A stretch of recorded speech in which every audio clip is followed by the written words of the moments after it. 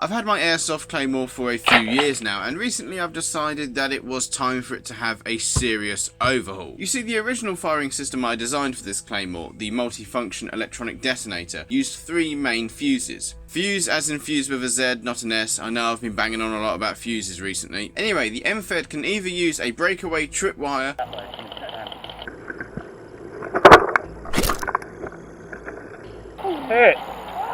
Claymore? dead man's paddle,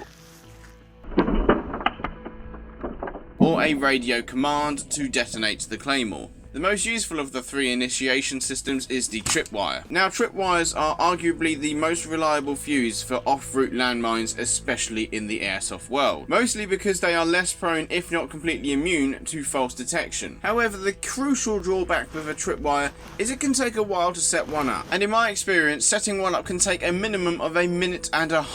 And this is time I might not have. Some defensive games will have a digging in period before the match starts, allowing the defending team to form their defense.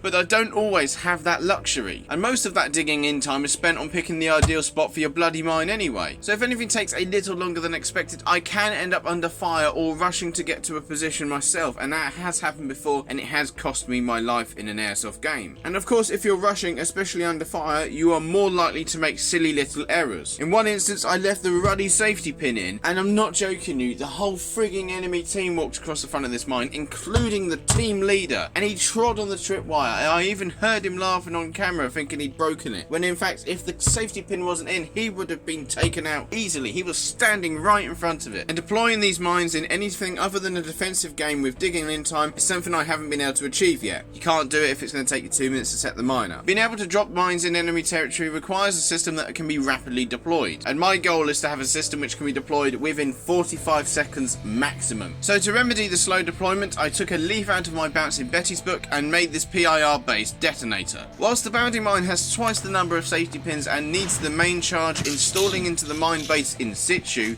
the motion sensors save a vast amount of time setting it up. And despite my concern about false alarms from passive infrared sensors, every time the bounding mine has fired, there was someone nearby. Of course, there was no guarantee they were an enemy or indeed even playing in that game, but it proves the point. But it demonstrated that my concern of random wasted detonations was overblown. Oh, and if you want an enclosure like this for your Claymore, check the link down in the description to my cults page. It's completely free and I hope you find it useful. Now, one thing I had to do to the PIR sensor is I had to narrow the field of view, because the field of view of this sensor is around about 120 degrees normally. With the Claymore, because it's directional, you do not want it firing unless someone is directly in front of it and they can be hit by the fragmentation. So what I did originally was using some bits of tape to work out roughly the amount of area I needed to paint over. I then put a bit of tape down the middle, sprayed it with some spray paint, and that allowed me to narrow the field of view to roughly the kill zone size of the Claymore mine itself. To deploy the mine, I would already have it preloaded with pellets, and I'd want to choose a suitable location for the mine, and then I would stab it into the ground or stand it upright with its metal legs. Once I'm happy with the location, I will then plug the mine battery in, a 7.4 volt LiPo,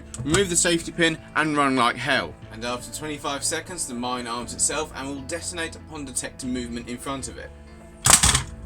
Now, as is typical with airsoft landmines, I haven't had any luck just yet with the Airsoft Claymore 2.0. I've deployed it twice with this new sensor on it, and the first time I deployed it, it failed to fire. I have no idea why. All of the lights were lit up that needed to be, there was nothing evidently wrong with it, no bad connections. I mean, the person who walked past it was a dead enemy player, so it wouldn't have been a kill, but he walked straight past it, nothing happened. No idea why though. But we shall persist and we shall try again, and eventually I might hit someone who is an enemy who is actually in the frigging game. In the meantime though, check out the description for the 3D print files and more of a description with how the circuit works. And if you want to 3D print your own airsoft landmine, then watch this video next.